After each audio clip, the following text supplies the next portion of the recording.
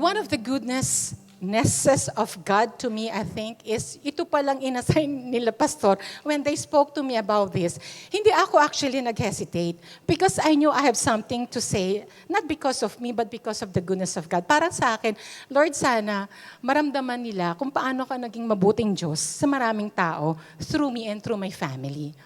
Ito pong mga verses na to is just one of the many examples kung saan makikita natin at mahuhugot natin ang kabutihan ng Diyos. Mapa Old Testament, mapa New Testament.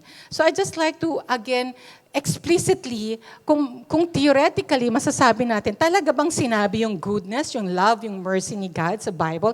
Yes, depending on the translations, malalaman natin it has been said, it has been shown, it has been given and displayed by God. Pero hindi lang po yun.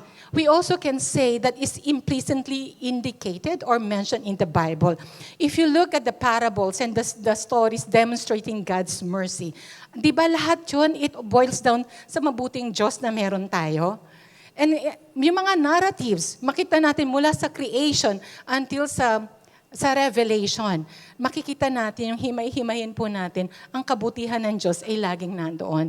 And of course, the entire gospel narrative where the Lord Jesus came down, got crucified and rose again from the dead. Again, anong ibig sabihin nun? Kabutihan ng Diyos para sa atin.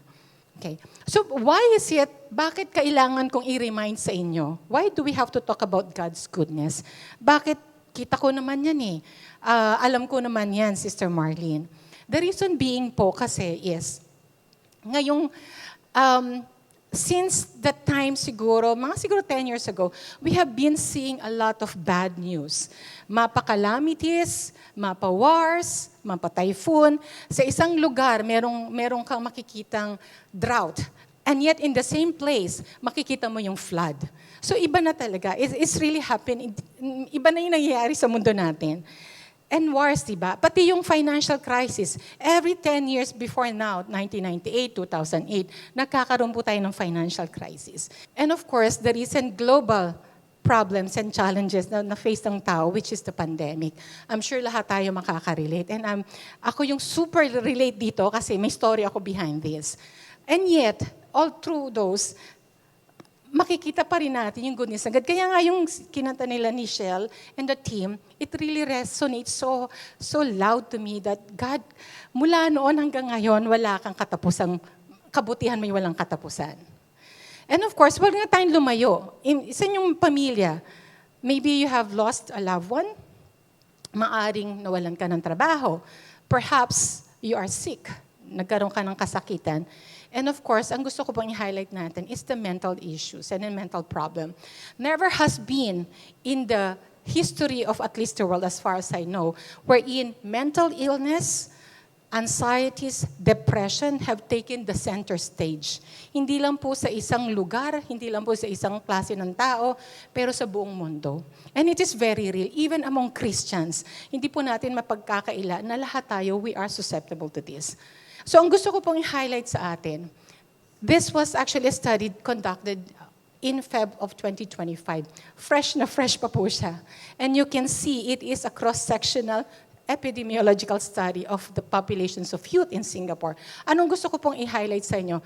Among those with severe and extremely severe symptoms of depression, as well as levels of anxiety, mga bata apektado. 14% among the youth, 27% among the youth, but yung age na pinaka mas mataas is those people between the age of 20 to 24. So ito yung study sa Singapore. And ang isa pa po, hindi lang po natin masasabi na it is only bound by certain parang population, hindi lang by age, but you can see even your ethnicity, your gender, your educational level, employment status, as well as your household income. Lahat po ng tao affected.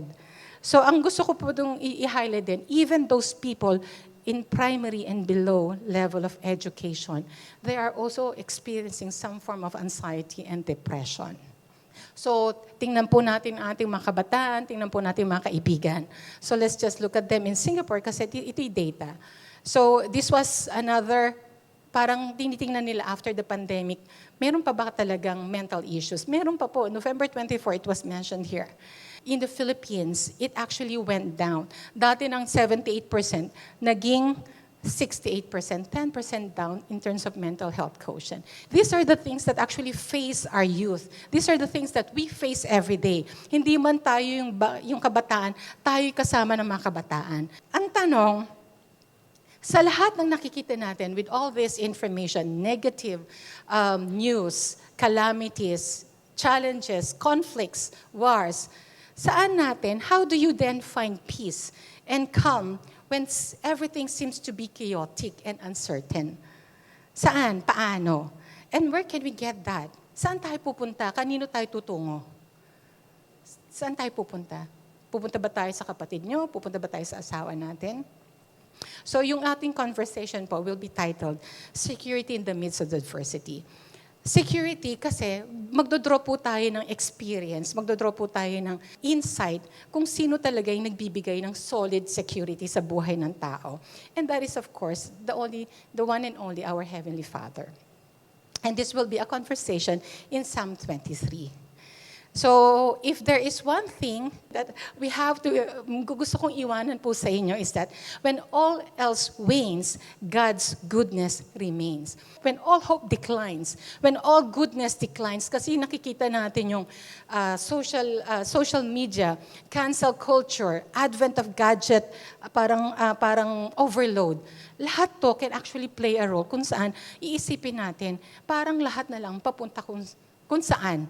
So when we think that way, let's always remember yung security nang gagaling sa Panginoon. And hence, when all else wanes, God's goodness remains. Pwede ba po nating sabihin yon? I-repeat nga po natin sa ating sarili. Shout it out. 1, 2, 3. Oo. God's goodness remains. Wanes, pag nag-decline yung pag-asa, nag-decline yung kabutihan ng mundo, wag po tayo doon tumingin. Let's look at God's goodness because it will always remain. So saan natin po idodraw yung analogy?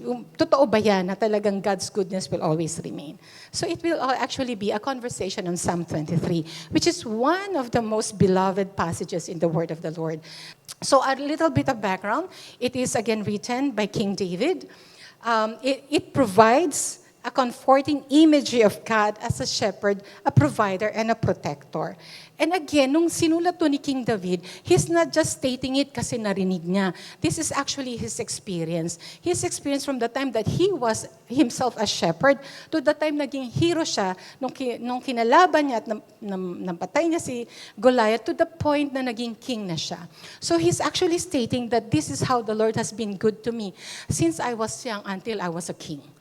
So, and ang comforting po dito kasi, we are also in the same manner. We have gone through the same kind of adversity just like David. Ibang-ibang degree, iba't ibang klase lang. And henceforth, pwede po tayong makadraw ng strength. And from David's perspective po, he actually lived in the awareness of the goodness and mercy of God. Alam ni God yung pinagdadaanan natin, and we have a God who we can always rely on Him, and we can always resonate what David says about living in the awareness of the goodness and mercy of God. So ang tanong ko po, bakit kaya sa Psalm 23, ginamit ni David si sheep as a kind of an analogy of him and the Lord? So ito po yung a little bit definition. I think everybody understood before na alam natin, si sheep pala is low intelligence, vulnerable, mabilis mawala, physically weak, prone to fear, easily preyed on, highly dependent, limited self-awareness, needing guidance. Nakaka-relate po ba kayo? Do you see yourself? I do. Kasi I can say that at times, I am physically weak in terms of sin. I can easily get lost in terms of sin. Pwede po akong, kahit Kristiyano na tayo, there are also times when we face some kind of temptations. And kaya kailangan nating may shepherd na kung saan ibabalik tayo. And similarly to David, imagine King David is already a king. And he was able to make himself parang pinopotray niya na kahit ako king, I needed a shepherd. Nawawala ako. I can actually go somewhere else. Willfulness, waywardness. Inaamin niya yun at sinasabi niya, kailangan niya ng shepherd. And similarly, nung panahon kasi ng ancient Near East time, ang shepherd din po is a very, sabi po ng isang commentator, is actually one of the lowest forms of occupation. Kung sino man daw yung pinakawalang pinag-aralan, kung sino yung walang kakayanan, ikaw na maging shepherd. Ikaw yung pinakabunso, ikaw na yung maging shepherd. Pero unknown siguro nung time na yun, the shepherd put so much effort para ingatan yung binigay na sheep sa kanya.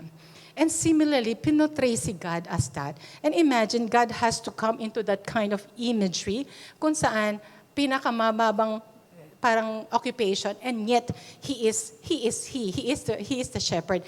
Similarly, when we go to the New Testament, hindi po ba si God din ang God has also suffered the most humiliating form of punishment that is being crucified on the cross. From the Old Testament to the New Testament, pinakita na ni God ang goodness niya. Mula pa na maging pastol siya ng mga tao niya, hanggang bigay niya ang buhay niya ni Christ Jesus sa New Testament para ibalik tayo sa fold niya. This is how God's goodness and mercy follow us all the while. Let's look po. Can we just read it together? Unahin po natin. This is Psalm 23 verses 1 to 5. The Lord is my shepherd. I lack nothing. He makes me lie down in green pastures. He leads me beside quiet waters. He refreshes my soul. So ito again, sinasabi ni David, not because alam lang niya. Ito talagang it is an open declaration. He started with saying, this is my shepherd. The Lord is my shepherd. An open declaration of his dependence and his needs of the Lord. Alam niya kasi, si God lang makapagbibigay ng rest sa kanya. So, ang gusto ko rin pong i-highlight. So, in terms of kay David, so nakita niya yung rest and contentment, peace, security, restorative power. Imagine during his time. Ano ba yung time ni David? It's all wars, conflicts, even betrayals, bloodshed. So, kailangan niyang makita na even those true times, meron siyang Diyos na mabuti at magbibigay sa kanya ng kapayapaan. So, ang gusto ko rin pong highlight sa atin, para din tayo yan eh. Kasi makita po natin, David was saying, He makes, He leads, He refreshes. So si God, tayo pala, kahit hindi natin alam kung kailan tayo titigil, hindi natin alam kung paano mag-enjoy, si God na mismo ang po pwedeng magsabi sa atin, hey, anak, huminto ka muna. I-enjoy mo muna yung goodness ko. I will bring you to a place where there is quiet waters, where there is green pastures. So kahit tayo na hindi natin alam yung what is good for us, the Lord God actually knows that first as a shepherd to us. So ito po yung parang assurance sa natin na kahit hindi pala natin alam na ito yung mabuti sa atin. Alika, sasabihin ni God, dito ka, matulog ka, dito, magpahinga, dito, kumain ka. So this is how good, maliit na bagay, pero talagang David has really enjoyed, and really received the unwavering, steadfast love of the Lord. He guides me along the right paths for His name's sake. Even though I walk through the darkest valley, I will fear no evil, for you are with me. Your rod and your staff, they comfort me. So from sinabi ni David na He makes me, He leads me, and this time, binago niya yung tong, ginawa na niyang your rod and your staff. And subsequently, makikita mo, pinakita niya na kinakausap na niya si God this time around. And what I wanted to show here, as I've mentioned nga before, ang panahon ni David is full of strife, full of conflicts, full of uncertainties, full of wars. And for him to go, to have that confidence that there is a shepherd, there's a Lord that's guiding him through, in-express niya na kahit na magdadaan siya sa anumang kaguluhan ng mundo in his time, makikita pa rin niya yung care and assurance and love of the Lord. So sana tayo rin, when we read this verses to us, sana makita rin natin yung kamay ng Panginoon na even we hear all those news, even meron tayong mga pinagdadaanan sa family, let's look and let's see where God is working and trying to tell us, merong kapahingahan out of that. Even in the midst of all these adversities, maraming adversities ni David, tayo rin ganun, makakakuha rin tayo ng kapahingahan through God. So it actually resonates confidence and courage, comfort and assurance, protection and guidance. So ito yung tipong hindi inalis ni God yung problema. Hindi ito inalis yung danger. Pero there is security in the presence of danger. Dahil si God ang kasama natin. Hindi security na may maraming bangko, maraming material things, not those. I think all of us acknowledge na hindi yun na nakaka-answer ng mga ng problema natin. But really, the blessed assurance that the Lord is there no matter what.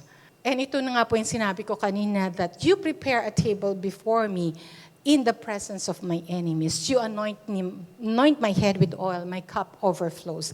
So, sinasabi rin ni David na po pwede pala tayong mag-enjoy ng kabutihan. We can also enjoy the love of the Lord. We can enjoy the mercy of God. We can enjoy the joy, para enjoy the happiness, the peace to come, kahit pala may pinagdadaanan.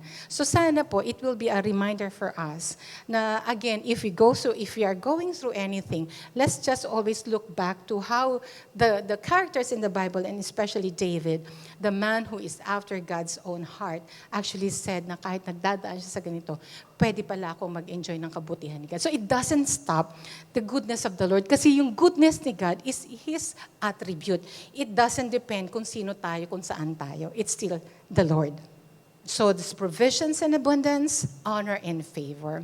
So, kaya it's a stark reminder for us that if ever we go through anything that actually shakes our world, nawiwindang tayo, let's all remember that when all else wanes, God's goodness remain. Bakit yan magre-remain? So ito yung pinaka-talagang verse na gusto kong sana after this, ang gusto kong ma-remember nyo actually is that surely your goodness, again, ina-address na ni David si God, your goodness, your love and mercy in King James Version, will follow me, will follow you all the days of our lives, and we will all dwell in the house of the Lord forever. So ito yung, again, blessed assurance na kahit ano man pala ang mangyari, at the end, ang ating kahantungan is dwelling with the Lord in the eternity. So ano ba ibig sabihin ng surely? So in the Hebrew word, it says ak, which conveys absolute certainty, rock-solid assurance. Ano po bang example ng rock-solid assurance and certainty? Practical lang, practical example. Ano sa tingin niyo yung example ng surely or rock-solid assurance or absolute certainty? Diba, which is also from the Bible, as the sun rises from the east, so, and it will also set in the west. Hindi mababago po yun. Absolute certainty, lagi siyang lalabas from the east, hindi from the west. Assure us, Monday will follow Sunday. Hindi po pwedeng maging Tuesday after Sunday. Absolute certainty. Okay. When God says surely, it doesn't stop there. What was being assured of? That His goodness, that His mercy will follow us through the days of our lives. When we say goodness, again, it's not the goodness that we define. Kasi the goodness of the Lord is the attribute of God. Regardless what you do, whatever where you are, remember, He always chases after everybody else. Mapa-Kristiyano o hindi, nandyan sa Panginoon. The goodness of the Lord is something that is life-giving. Life-giving kasi, again, it's His attribute. Nothing can change that. Nothing can malign the Lord. Nothing can redefine it because this is what I think goodness is. Goodness is because who God is. It's His attribute. And mercy, what does it mean? God's steadfast covenant love. Yung tipo bang unwavering, yung tipo bang regardless of what the world says about love, regardless you love Him back, it doesn't change that. He loves you forever. Kumbaga, that's the reason why he never, remember sa Ezekiel as well as sa Jonah, he always wanted even those perishing, not to perish. Gusto niyang bumalik sa kanya. And that's how God loves everybody. Kasi it's His creation eh. Remember, He is our Creator. First and foremost, sinasaktan niya ang sarili niya. And He would not do that because He really is our God. So ano yung surely, goodness and mercy shall follow me. When we say follow, definition, radap. Pursue, chase, hunt. When you say follow, okay, sa mga kababaihan here, have you ever experienced to be pursued? Yung pursue, what it meant here, pursue and chase meaning, God is not a coercive God. Hindi kanya pipilitin, but He is a persuasive God. God will persuade you, will pursue you until the end of times, until you come back to Him. Kasi again, we are His sheep. We belong to His fold. It's only a matter of time para ma-realize, and the Lord gives us a free will. Nasa atin na lang if we wanted to see and offer and accept that. So this is, shall follow me, and I will dwell in the house of the Lord forever. May forever yung susunod. So may forever po pala. Hindi lang yung sa pelikula. We have a forever. Okay? In the house of the Lord, meaning it's not just parang EP lang tayo or work permit. There is a perpetuity, there is a permanent residency. And again, the forever is that regardless of time. Walang minamano si God. Regardless kung ngayon mo siya makikilala or hindi, the Lord remains good. The Lord remains pursuing you. The Lord remains coming after you for you to realize and to experience His love. So that is basically what I wanted us to know or to share. So a little bit of a sharing, yung God's goodness to me since I came to Singapore. This is just 1995 because 1993 and 1994, I couldn't find it anymore. But you see, nakikita niyo po siya? Kilala niya? Do you know? Si Nichelle, this is Nichelle. This is Jairel. And that is Pastor Bush. Me and my husband were not married then. And then, of course, I have my families, and it grows, and my dad and my families, and my siblings. And of course, I have also families here in Singapore. So again, I think this is the time of Dorset or Peninsula, and this is Ninong Joey and Tita Barry with Gio. Yes. And of course, then we have the pandemic, we have the youth, we have the churches outside of Singapore, and of course the Acts ministry and my koinonia. These are evidences of God's goodness to my life. So if ever I'm going through something, I always go back. Lord, I won't be here. Hindi niyo ako makikita ngayon if not for the goodness of the Lord. Wala ako ngayon kung wala yung kabutihan ni God. Yun po yung pinaka nakikita kong lagi niyang ginagawa sa buhay ko. And pinakilala ko ni Tita Barry. So what really do? I do work, I present, I have workshop, I have trainings, and so on. And all these things, hindi siya po madali. It's not easy. There's a lot of preparations. My children actually can attest to that. Even my husband, that I'm always sitting on my desk, and I'm just trying to do and create things. And even now, there's a lot things going. What I'm trying to say is, there are times when I was telling myself I couldn't take this. I've been sharing to my koinonia. I had these issues with my, whoever I have issues with. It's this work related. And kita nyo, until now, Sister Joy, andito pa rin ako in the same company, doing the same thing. And that's the goodness of the Lord. And then, okay, simple pleasures of life. Yun lang, magpakulay kayo ng buhok, whenever, or you do your toes, whatever it is, it's still God's goodness. Okay? Wag natin mamaniin yon. It's still God's goodness. And of course, my kids. The greatest blessing of the Lord. Okay? My children who have been very supportive to me. And the story doesn't end. God's goodness doesn't end. When I first came to Singapore in 1993, I came to know the Lord 2 months later. And after that, I was able, 2 years later, I was able to go back to Philippines.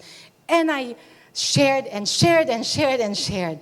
Kasi I have this working verse or life verse to me that whatever the Lord says, nothing will come back to Him null and void. So sa akin, regardless of what I share, and I have to be proud to say na at least na-sharean ko po sila lahat. And I was the first one to know the Lord. And subsequently, lahat na po kami. And the most, parang gusto kong i-highlight is my eldest brother, who stayed with me for at least 1 to 2 years in Singapore. And he was the one telling me, why do you have to change? Pwede ka naman, you can actually do that while being in this, kung saan man kami before. And then, you know what? Pag uwi ng Pilipinas, he met someone who actually is a child of God. Kristiyanong babae. He got married to her. And short story, naging Christian na rin po siya. And hindi ko man siya napilit noon, sabihin natin napilit, when he went back to the Philippines, really the Lord pursued him and made him meet someone kung saan mas makikilala niya si God. And now, so diba, let's just give a clap of hands to the Lord. Ganon kabuti si God. Hindi po siya nangyari 2 years, 3 years. Pero sinimula ni God from this and sinunod-sunod niya. And sinunod niya na kami. And recently, so this is, and again, thank you to all the kapatiran who have prayed for my dad and for myself. I lost my dad. And yet the Lord has saw me through that phase of, having my dad left us as such. So hindi ko po tatapusin doon. Of course, what I wanted to see of the goodness of the Lord through my family. I've been traveling since I was pregnant with Ethan. So I was hired when I was so much pregnant. And I traveled after I delivered. Nung nalabas ko na siya, 2 months after that, I started traveling. So, hindi ko makita yung picture para makita nyo kung gaano ng katagal and until now. So, bakit ko siya hina-highlight? Kasi yung understanding, yung pagkaunawa, the understanding that the support that they are giving me, the assurance that, Nay, even if you're traveling, we understand, we fully support. Of course, nagigilty ako kasi wala ako. Pero in many of my ways, sinasabi ko parate, I will be involved in their lives no matter what. Yun naman po ang ginawa ko. But yes, again, the support of my family. And again, so out of this, paano po natin sasabihin? O anong gagawin natin? Kasi maaaring kwento ko lang to meron kayong sariling kwento. What can you really do? So ang gusto ko pong pa-remind sa atin is, you remember your God, who your God is. Kailangan kilala mo si God mo. And how do you know that? You have to spend time with His Word. You have to really understand who your God is. And not just remember, but you have to talk that to yourself. Kasi when we go through many things, when we hear so many bad news, when we hear people committing suicides, when people infected with this, hindi tayo, in order for us not to windang and hindi tayo maapektuhan, you have to talk the goodness of the Lord to yourself. Don't dwell on the negative emotions. Go and say who your God is. Quote the verses that the Lord is forever supporting, caring, loving you, and ensuring that you are in a good hands. So talk it to yourself. Marami po tayong verses we can see and we can have that assurance. Example is marami sa Psalms, marami po sa Isaiah. What is the second thing that you can do? You can always recall and find God in all of your personal victories. Maliit o malaki. Lalo na kahit maliit. Yung magising lang tayo kaninang umaga is already God's goodness. Yung mabigyan ka at mapagluto ka ng nanay mo, ng pagkain mo, when your mom was able to cook food for you, or your yaya is there for you, it still is already the goodness of the Lord. See that when you're able to pass through your exams, or you're able to go through certain hardships or certain hurdles, see God. Not your strength, but God's goodness and God's strength. And finally, look around you. Tingnan nyo, tumingin nga po kayo sa left and right, back and forth. Look and witness God's goodness through His creation. Again, the word of the Lord is teeming with with passages, teeming with God's assurance, kung saan natin makikita the heavens, the sky bear witness that there is a good Creator. So ito pa lang makikita na natin. Huwag na tayong lumayo. Tingnan nyo na lang yung mga mother nyo. God's goodness is also reflected in your mother's heart. And not just of mothers, of course the father. And so makikita natin, ang mother, there are different forms, there are different types of moms. Meron talaga yung biologically, meron tayong anak. There are those naman who really look after and being a mom to other people's children. Meron naman mga yaya. These are all the mga aunties. These are all forms of motherhood wherein God's goodness can be reflected and displayed. And again, hindi yun na tayo lalayo. Sa church pa lang, you can see this just example of how, the goodness of the Lord can be displayed in the moms. Being, enjoying life together, tutoring, and so on. Enjoying, going out together. It's already cooking a meal for your kids. It's already a goodness of the Lord displayed to you. And so, these are all God's love displayed in the hearts of the mother, not just me. I'm sure marami rin kayo. So if I may just ask, for all the kids, wherever your mom is, can you just go to your mom? Just appreciate and say one word and a hug. How much God's love has been displayed in your life. Love you, nanay. Thank you, mga anak.